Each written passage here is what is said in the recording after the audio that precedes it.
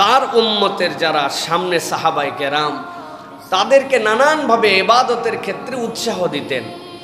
এই উৎসাহ দেওয়ার এক পর্যায়ে ইবনে আবি হাতিম রাদিয়াল্লাহু তাআলা আনহু বলছেন, আল্লাহ নবী সাল্লাল্লাহু আলাইহি ওয়াসাল্লাম বললেন, তোমরা কি জানো বনি ইসরাইলের একজন মুজাহিদ ছিল, যেই মুজাহিদ 1000 বছর আল্লাহ রাব্বুল আলামিনের জন্য জিহাদ করছিল। যদি কেউ 1000 বছর আল্লাহ রাব্বুল আলামিনের জন্য 1000 মাস আল্লাহর জন্য সে জিহাদ করছিল।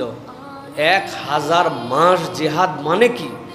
তার সামগ্রিক কত ব্যস্ততা, মানবীয় কত ধরনের কাজ, সবগুলাকে উপেক্ষা করে বনি ইসরায়েলের এক মুজাহিদ আল্লাহর জন্য 1000 মাস সে মুজাহিদ হিসাবে লেগেছিল।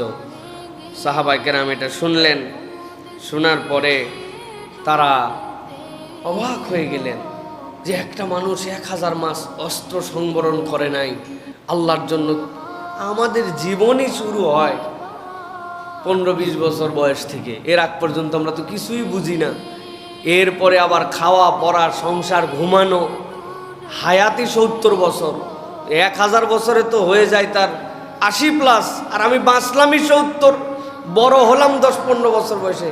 সাহাবায়ে কেরাম একটু মন খারাপ করে ফেলছেন যে সুবহানাল্লাহ, ওরা কত ফজিলত পাইছে আর আমরা হায়াতি পাইলাম 50-60 বছর। আল্লাহ রাব্বুল আলামিন নবীজি সাল্লাল্লাহু আলাইহি ওয়াসাল্লামের এই কথার প্রেক্ষাপটে সাথে সাথে জিবরাইল আমিনকে অবতীর্ণ করলেন। আল্লাহ নবী সাল্লাল্লাহু আলাইহি ওয়াসাল্লামকে আল্লাহ